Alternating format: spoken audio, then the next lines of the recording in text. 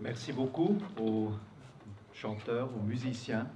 Le choix de vos chants était parfait par rapport à ce que j'ai à dire ce matin. Je pense que nos cœurs sont préparés pour entendre ce message que je voudrais partager avec vous. Je vais faire une courte introduction pour faire un peu le lien avec ce qu'on a vu hier. On avait commencé hier matin à regarder ces quelques versets dans Colossiens où l'apôtre Paul rappelle à ses lecteurs et aux lecteurs jusqu'à aujourd'hui, au départ, Dieu, qui est trop grand pour être visible et audible, voulait néanmoins être vu et entendu, et c'est pour ça qu'il a créé des êtres à sa ressemblance. C'est jamais dit dans la Bible ailleurs que pour les êtres humains. Adam et Ève et leurs descendants devaient être cette image de Dieu qui le rendait présent au milieu de la future humanité. Malheureusement,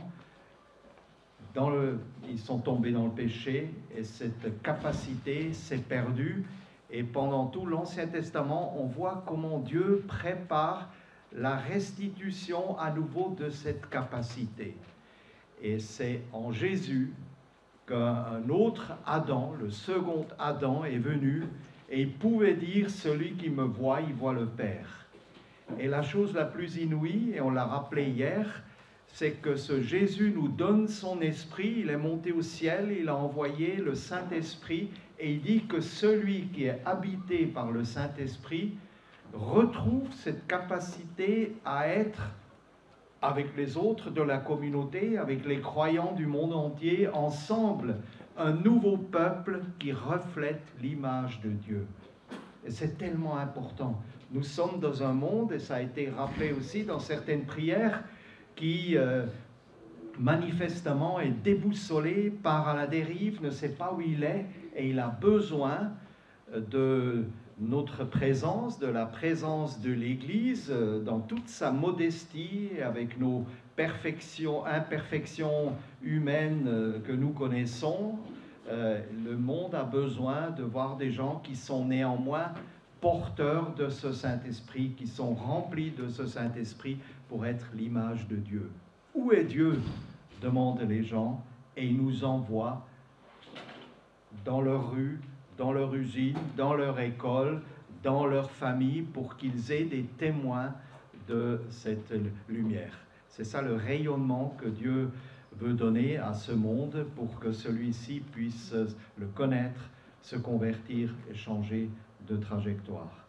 On a ensuite l'après-midi, regardez brièvement cet extrait de la prière de Jésus, parce que les disciples avaient compris cette mission. Ils ont compris qu'eux étaient pris en quelque sorte dans cette mission qui est dirigée par Jésus lui-même et qui est possible par le Saint-Esprit. Et les disciples avaient besoin d'entendre Jésus rappeler cette mission. Je vous envoie comme moi-même j'étais envoyé, mais ils avaient surtout besoin aussi de savoir comment ils allaient pouvoir le faire, parce qu'ils ont vite compris, comme nous le comprenons aujourd'hui, que nous ne pouvons pas le faire par nos propres forces.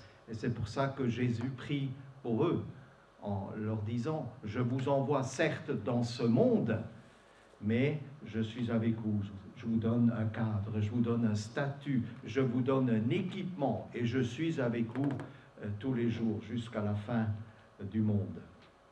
Ce matin, nous allons lire un texte qui va davantage nous parler un peu des modalités. Comment, plus concrètement, cette mission d'être image de Dieu dans le monde peut se faire. C'était le programme donc de hier, et ce matin, je voudrais partager avec vous un message autour de cette thématique, l'Église, une bonne nouvelle pour le monde. J'aurais presque pu mettre un point d'interrogation. Est-ce que notre Église, là où nous sommes, est une bonne nouvelle pour le monde ? Il me semble que parfois, une Église qui déménage pour trouver un autre lieu, pour trouver une salle plus grande, etc., ça ne bouleverse pas beaucoup le monde autour. Ils n'ont peut-être pas suffisamment perçu cette image de Dieu. j'ai eu le privilège d'accompagner une jeune église en Seine-Saint-Denis, et ils étaient très connectés dans le quartier. Et évidemment, plein de gens n'étaient pas forcément d'accord avec leur message, mais ils ont apprécié ces personnes. Et lorsqu'ils avaient besoin de déménager pour trouver un local différent et plus grand, des voisins sont venus vers les dirigeants de cette communauté. Ils leur ont dit « Surtout ne partez pas. Si vous partez, notre quartier, il est mort. » Ils l'ont dit comme ça, textuellement. Ça m'a bouleversé quand je l'ai entendu. Est-ce que nos églises sont une bénédiction pour les villes dans lesquelles nous sommes, et on ne va pas le dire de manière restreinte au niveau géographique? L'église, elle est présente là où elle a son lieu de rencontre pour les quelques heures où nous sommes églises réunies, mais l'église, elle est présente dans le monde là où nous habitons, là où nous travaillons. Pour les jeunes, les voisins, ça ne compte pas beaucoup, mais il y a des cercles sociaux qui comptent énormément. Bref, est-ce que notre Église réunie et dispersée est une bonne nouvelle pour le monde? Lorsque les membres d'une Église locale s'unissent pour servir ensemble leur ville ou leur quartier, non seulement ils apportent la bénédiction de Dieu au sein de la société, mais ils s'enrichissent eux-mêmes incomparablement.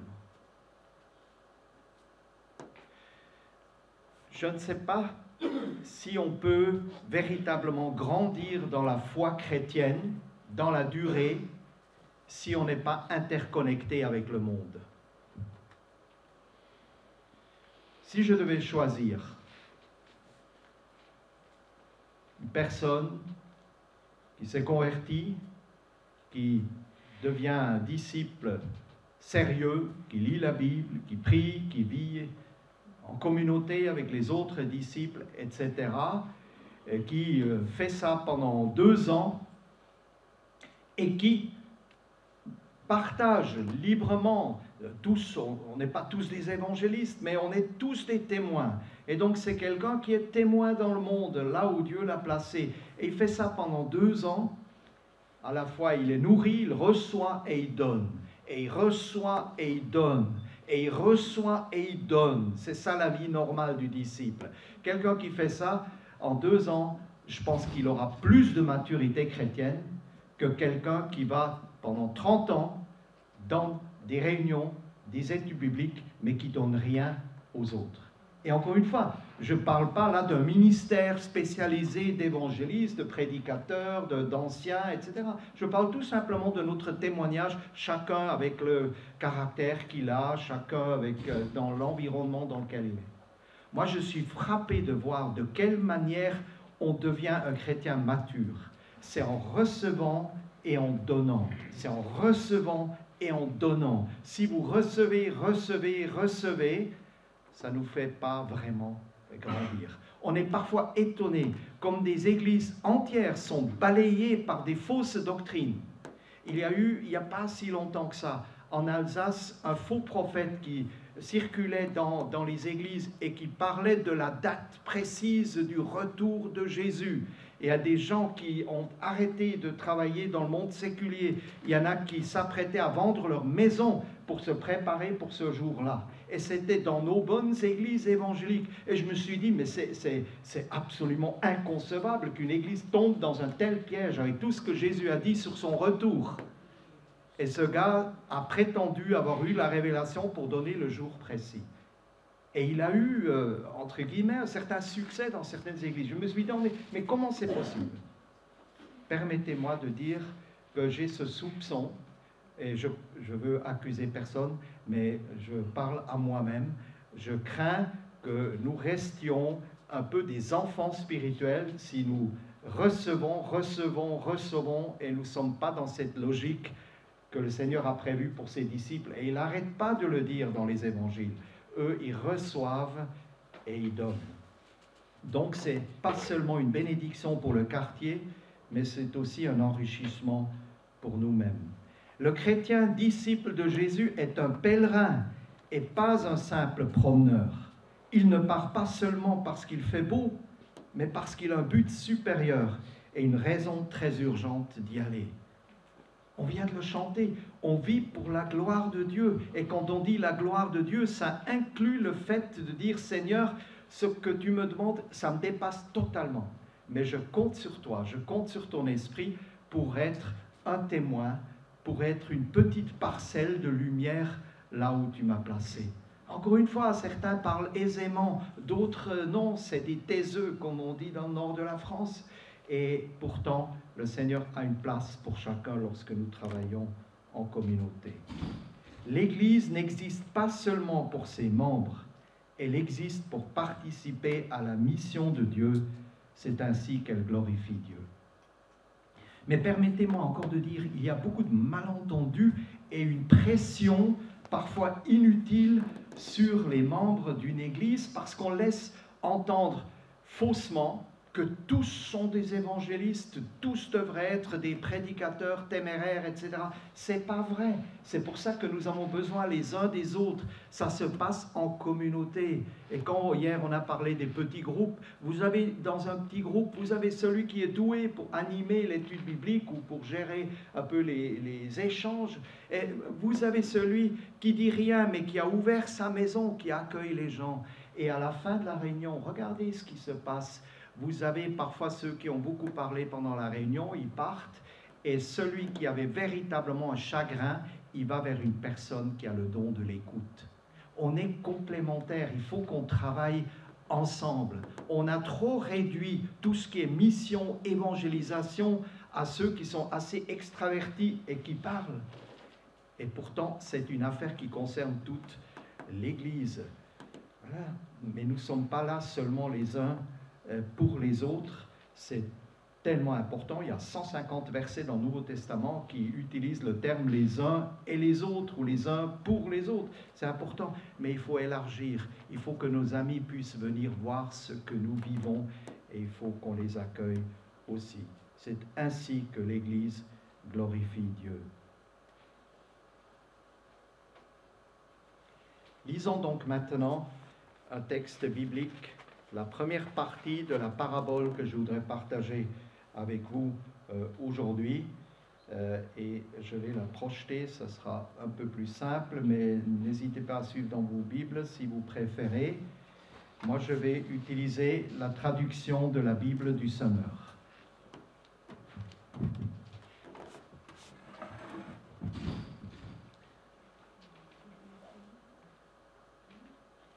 Verset 24 de Matthieu 13. Vous savez que dans Matthieu, il y a plusieurs paraboles qui parlent de la croissance du royaume de Dieu. Et telle parabole éclaire la question un peu du sol, l'autre parle de la qualité de la semence, la troisième parle du rôle du semeur, et donc celle-ci est particulièrement intéressante pour nous, qui parle de ce que Dieu veut faire avec chacun de nous.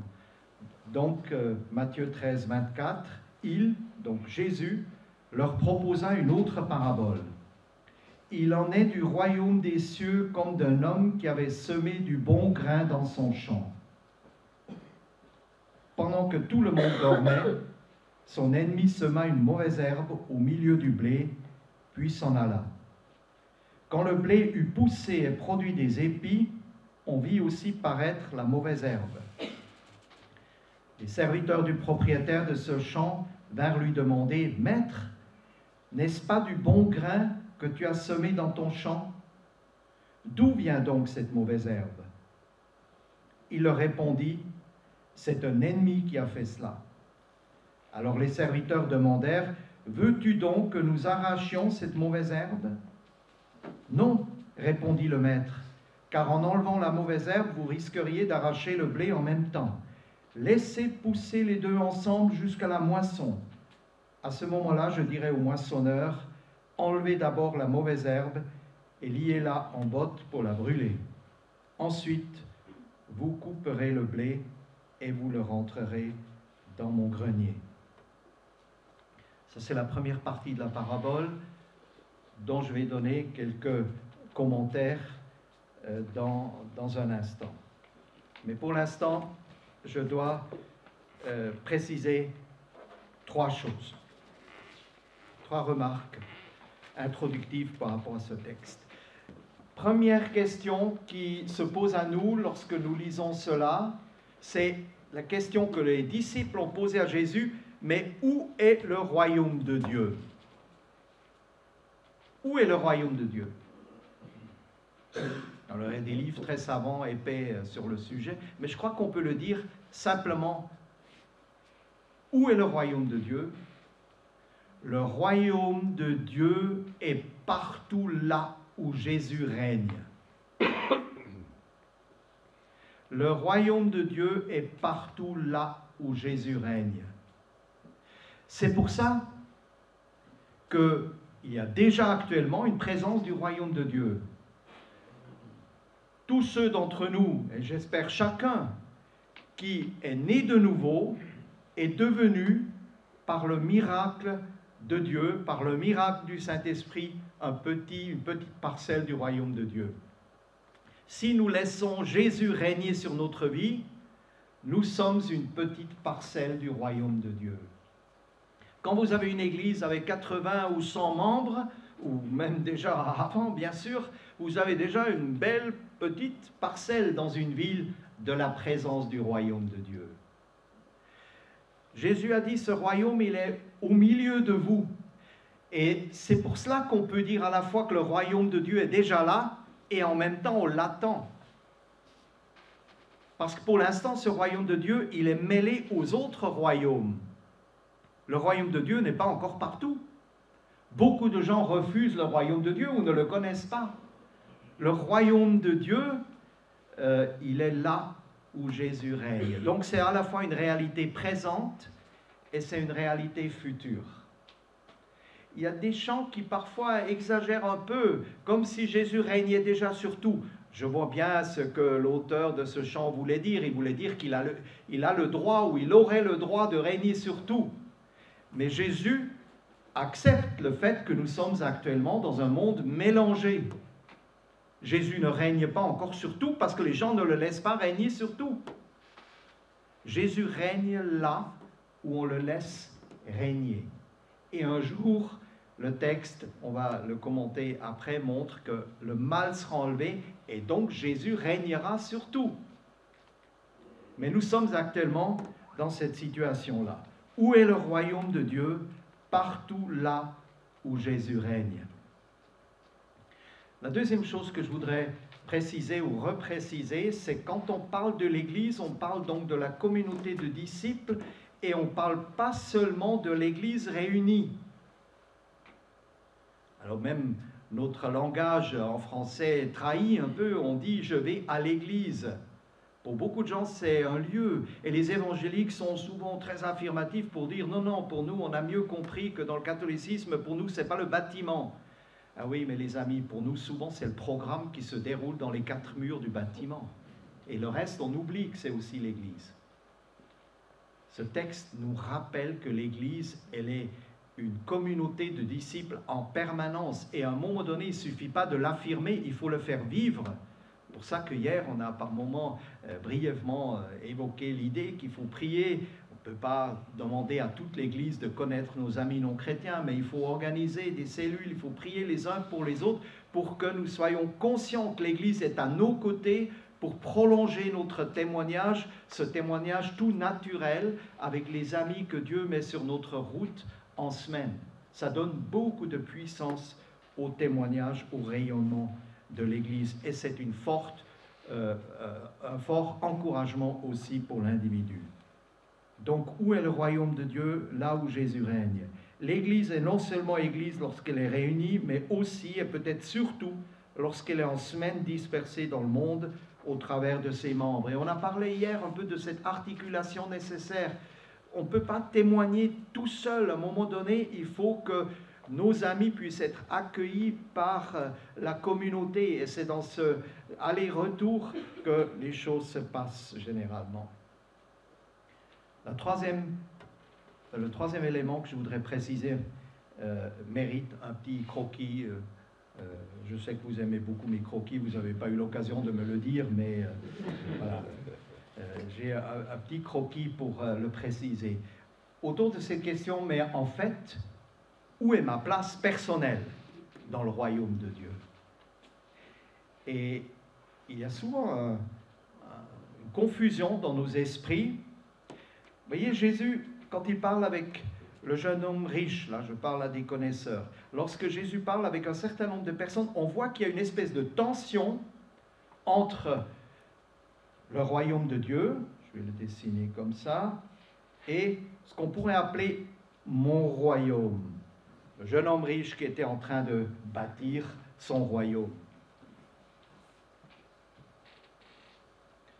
Donc je vais le dessiner comme ça. Vous avez ici le royaume, je vais abréger, royaume de Dieu.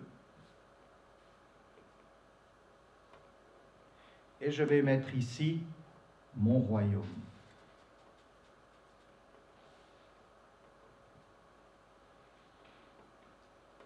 Qu'est-ce que c'est mon royaume?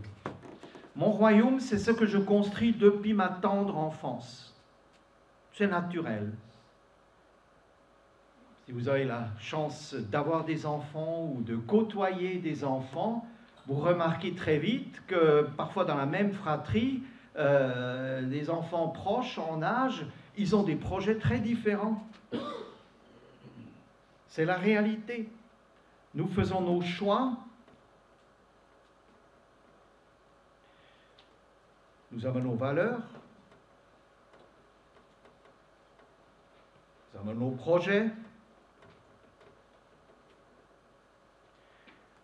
C'est même plaisant de voir les enfants qui ont des idées. Hein.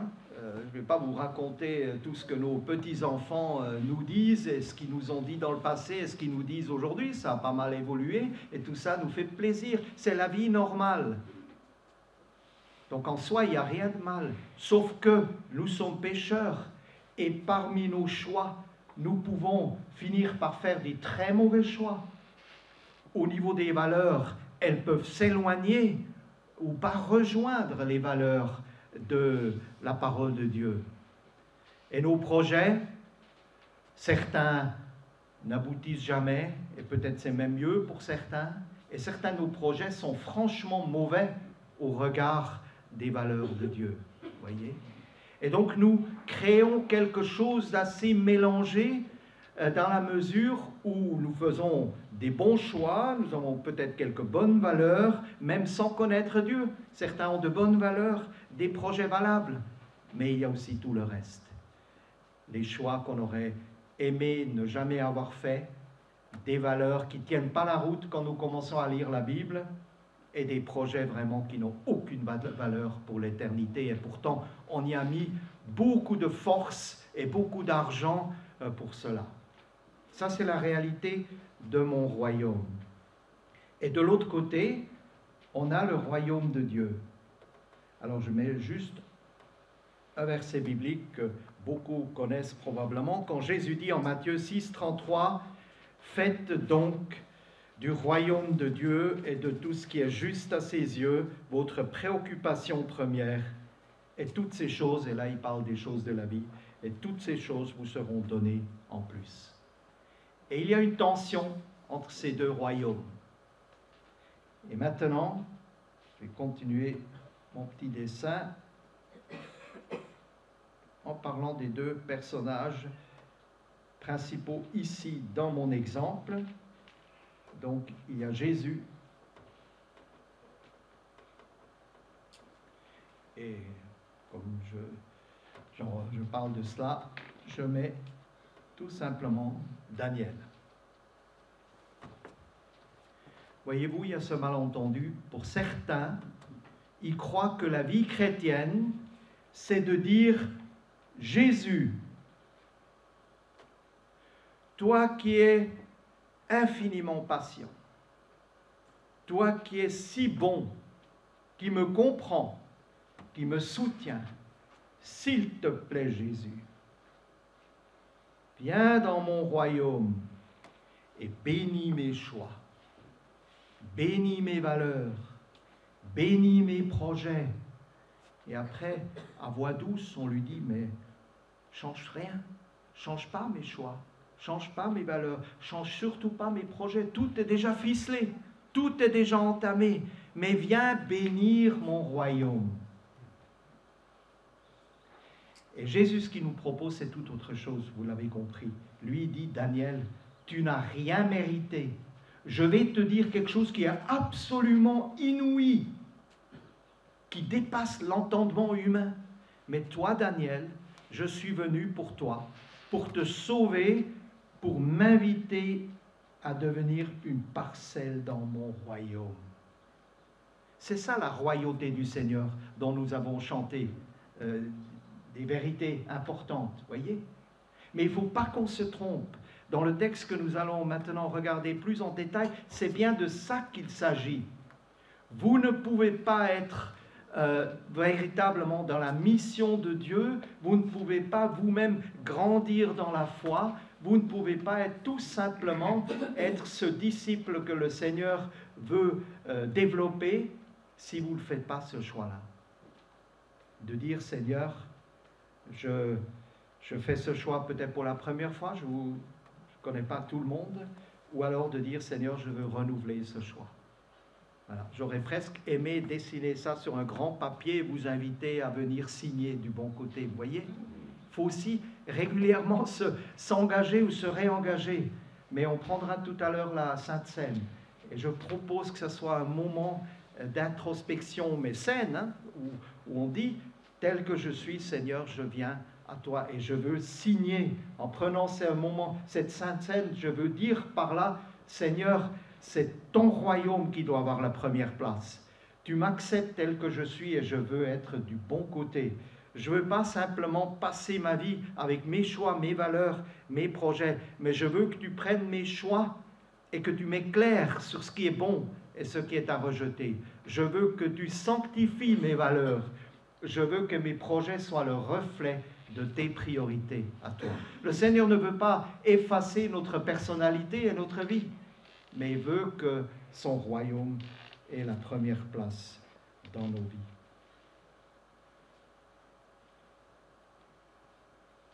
Revenons donc maintenant au texte que nous avons lu. Je voudrais encore faire quelques commentaires.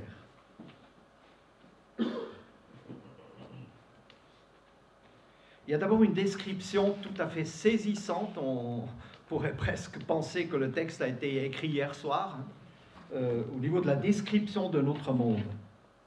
Il en est du royaume des cieux comme d'un homme qui avait semé du bon grain dans son champ. Donc il y a déjà des petites parcelles du royaume de Dieu dans ce monde. Mais dans quel contexte? Pendant que tout le monde dormait, son ennemi sema une mauvaise herbe au milieu du blé, puis s'en alla. Donc c'est un monde mélangé. Il y a certes du bon grain que le Seigneur a déjà permis de surgir, mais il y a aussi le diable qui travaille la nuit et qui sème la mauvaise semence, qui sème la mauvaise herbe. D'ailleurs, je ne veux pas vous fatiguer avec du grec, mais de temps en temps, le grec a du bon, on le dit à nos étudiants pour faire l'effort. Le mot grec ici donne en français le mot zizanie. Le diable sème la zizanie. Il sème la zizanie dans le monde, il sème la zizanie dans les familles, et s'il peut, il essaye même de semer la zizanie dans nos églises.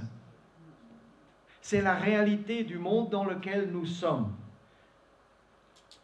Il y a le bon grain et il y a la mauvaise herbe. J'ouvre tout de suite une parenthèse pour vous dire, heureusement que la mauvaise herbe peut devenir du bon grain. Sinon, moi, je ne serais pas là au milieu de vous. Et je pense que nous sommes nombreux à pouvoir dire cela. Donc, on n'a pas une espèce de capacité particulière, mais en fait, on est, au moins moi, j'étais une mauvaise graine que le Seigneur a transformée pour devenir un bon grain. Oui. C'est comme ça qu'il fait avancer son royaume.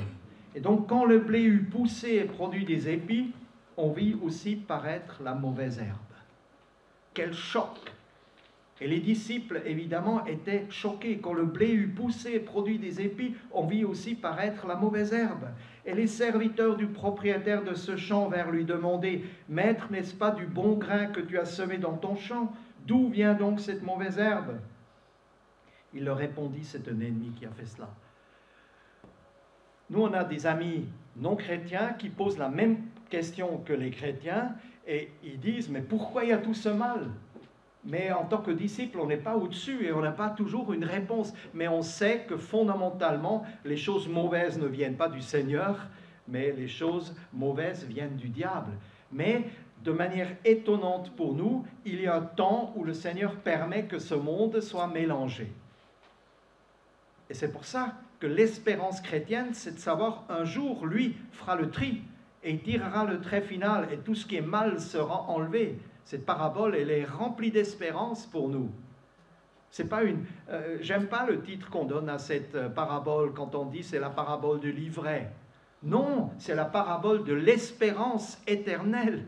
Bien sûr qu'il y a de l'ivraie provisoirement, parce que le diable prend la liberté de semer l'ivraie, qui pousse aussi. Et le matin, on est effrayé de voir ce mélange-là. Et le Seigneur nous a placés dans ce monde-là. Il le sait. Il sait dans quel monde nous sommes. Lui s'est incarné et il a vécu au milieu de ce monde mélangé déjà. C'est pour ça que nous, on n'a pas un message, je dirais, angélique dans le sens qu'on ne voit pas dans quel monde on est. Le Seigneur nous a placés dans ce monde. Nous sommes des témoins dans un monde mélangé où le diable travaille encore. Mais nous savons qu'un jour, ça s'arrêtera. Mais en attendant, quel est notre rôle ? Alors, les serviteurs demandèrent, « Veux-tu donc que nous arrachions cette mauvaise herbe ?» C'est le premier réflexe humain. Nous, on sait que normalement, toute la terre devrait être le royaume de Dieu. On se réveille le matin et on voit qu'il y a beaucoup de mauvaises graines. Et on se rappelle d'ailleurs qu'on en était nous aussi dans le passé. Et donc on est dans ce monde mélangé. Et quel est notre premier réflexe? C'est de dire il faut qu'on aille dénoncer le mal et arracher la mauvaise graine, etc. Je comprends ce réflexe. Et entre nous, ce texte ne nous encourage pas à être dans une espèce d'indifférenciation comme si le bien et le mal n'existaient pas. Non, le Seigneur il est très ferme là-dessus. Mais il y a un temps pour tout. Il y a des fois des moments où il faut dénoncer le mal, oui, certes. Mais il ne faut pas que ce soit l'orientation du vie du témoin. On n'est pas là pour courir après le mal. Nous sommes là pour être une bonne graine au milieu d'un monde mélangé. Vous voyez, il faut aussi réfléchir où on met notre énergie. Et actuellement, la tentation, elle est très très grande. Hier, on a parlé un peu de la fin de la chrétienté. Actuellement, la tentation pour les évangéliques est très grande de courir quelque part après le mal et de toujours dénoncer le mal. Alors, il y a un temps pour tout, hein. Et encore une fois, il faut aussi que nos enfants, tout le monde, on apprenne à discerner, on s'entraide dans l'Église et on a surtout la fiabilité de la parole de Dieu qui nous aide à discerner. Donc, ce n'est pas cela qui est en jeu. Mais où mettons-nous notre énergie? Est-ce qu'on est dans ce monde pour voir que ce qui ne va pas et pour dénoncer cela?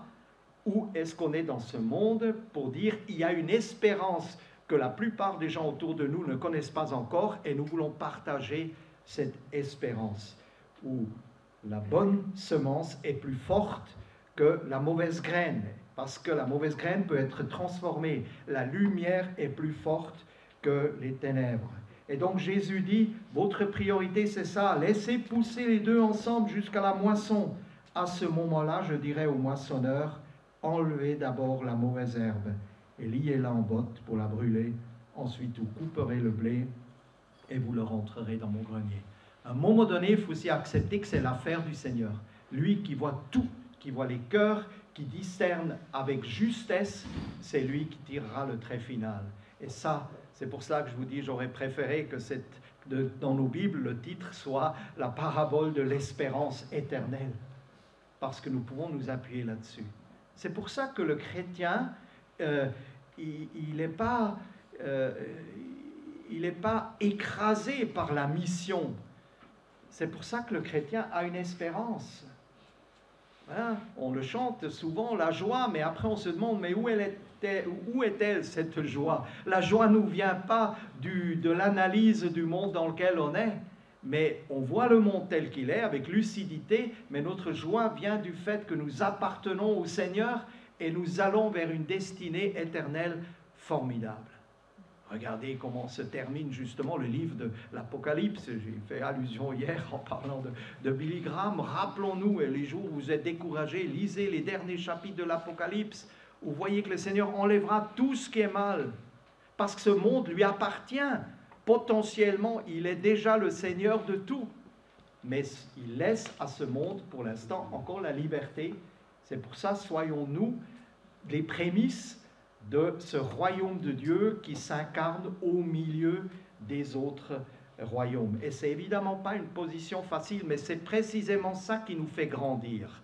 Si vous n'êtes pas confronté à cela, si vous recevez, mais vous ne donnez pas, vous ne grandissez pas. Vous voyez, c'est cette description-là. Nous sommes une bonne semence au milieu du monde, c'est normal, et nous sommes du côté du plus fort, et c'est ça qui nous rend confiants et qui nous donne une joie profonde en pensant aussi à l'éternel, à l'éternité et à l'éternel qui va évidemment être tellement proche de nous pour toute cette éternité.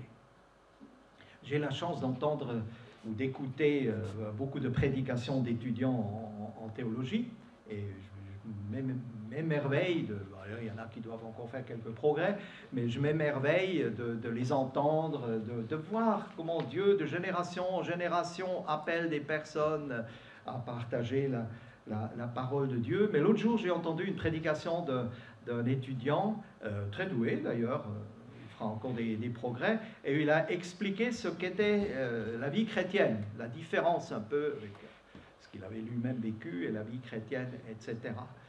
Et donc, il a dit plein de choses vraies, mais à la fin, il m'a demandé alors le commentaire, voilà, c'est mon job aussi de participer un peu à commenter. Et je lui ai dit, je suis désolé, là aujourd'hui, je suis un peu sévère, parce que tu n'as pas dit l'essentiel. Tu n'as pas parlé de cette joie qui découle de cette espérance que nous avons. Le monde a besoin de croiser des chrétiens qui dénoncent pas seulement le mal, mais qui sont des porteurs joyeux d'une espérance que le monde ne connaît pas. C'est pas naïf, c'est rempli de joie à cause de cette espérance. Regardons maintenant le commentaire que Jésus donne à ses disciples. Verset 36, on lit: « Alors Jésus laissa la foule et il rentra dans la maison. Ses disciples vinrent auprès de lui et lui demandèrent: « Explique-nous la parabole de la mauvaise herbe dans le champ. » Et regardez maintenant, c'est dit avec une force inouïe, en toute simplicité.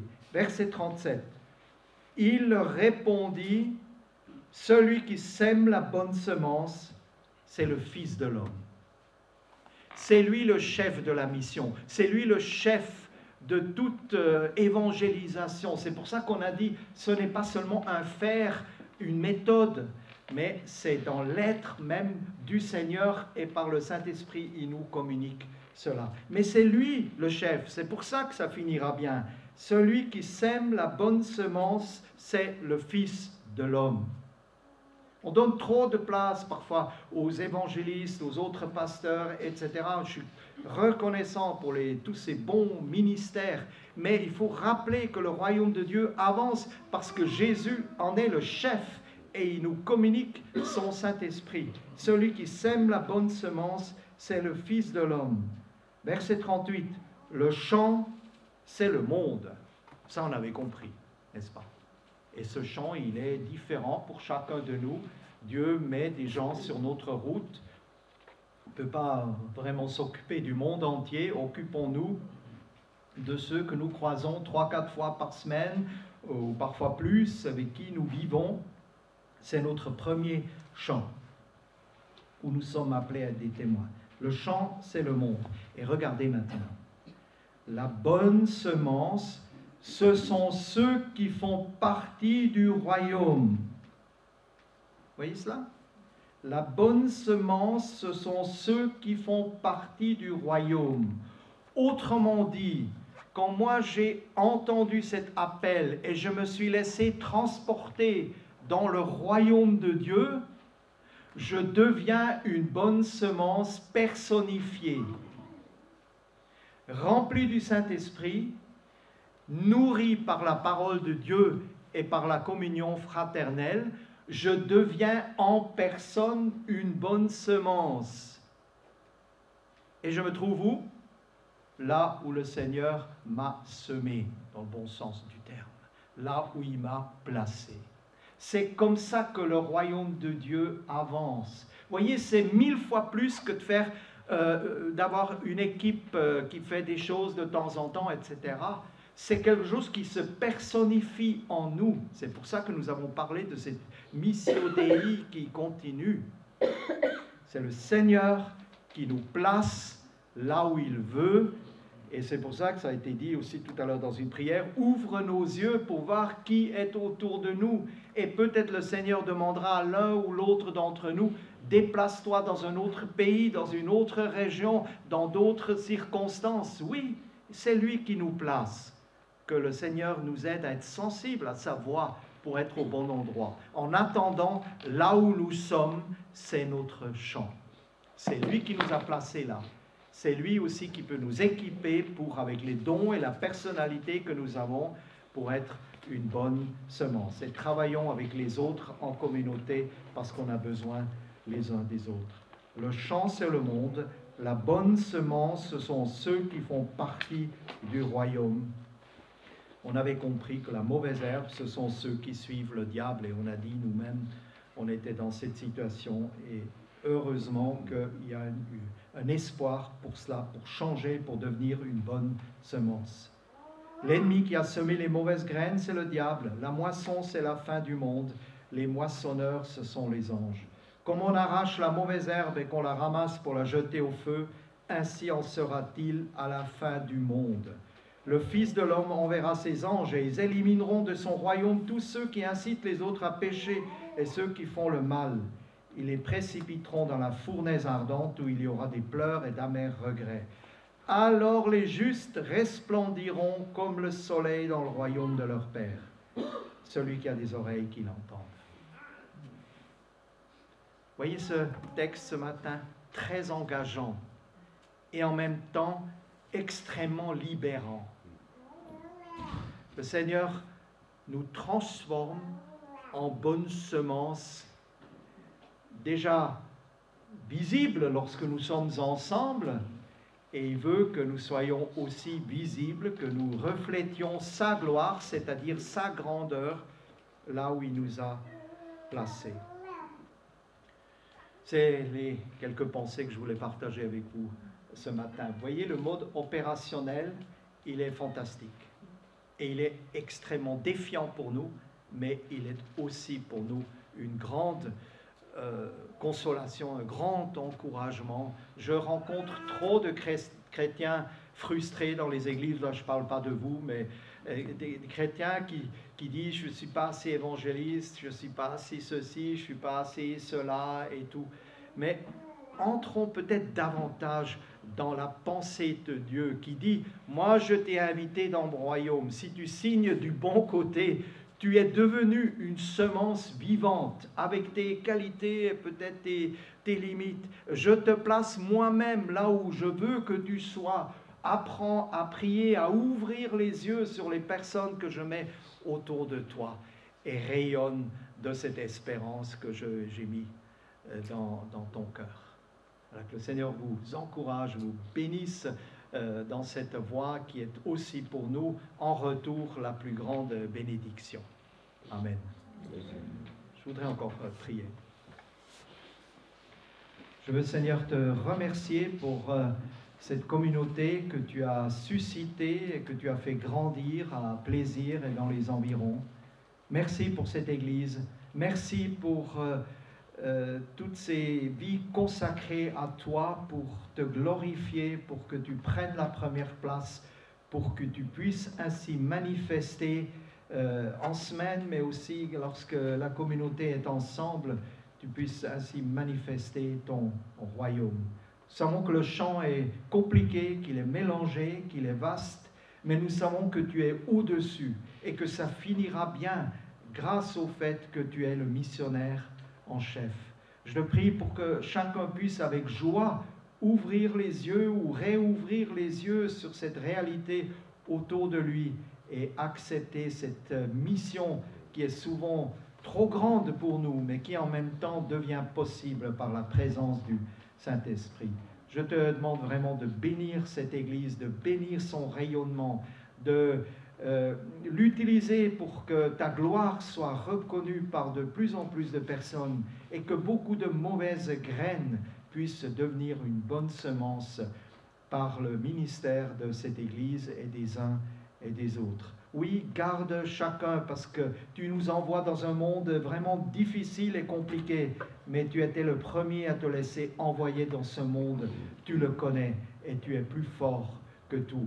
Garde-nous de ne pas perdre notre temps en voulant par nous-mêmes arracher le mal ou combattre le mal, mais que nous acceptions aussi que c'est toi qui tireras le trait final. En attendant, aide-nous à nous concentrer sur ce besoin du monde qui a besoin de rencontrer des chrétiens transformés par toi, et aide-nous en ce sens-là. Je voudrais en particulier te prier pour les jeunes de cette Église qui sont dans un monde encore beaucoup plus fou que ce que nous connaissions à notre époque. Seigneur, garde-les, bénis-les, aide-les en toute simplicité à accepter cette belle vocation dont nous parlons ce matin, à devenir, à être une bonne semence dans ton royaume, à te laisser régner sur tous les aspects de leur vie et ainsi à pouvoir être par toi-même placés là où tu veux les avoir pour rendre gloire à ton nom, pour manifester, incarner et aussi expliquer, parler de l'Évangile pour que les gens autour de nous comprennent les raisons de notre espérance. Merci Seigneur, parce que à la fois nous te devons tout, mais nous pouvons aussi pour l'avenir compter sur toi.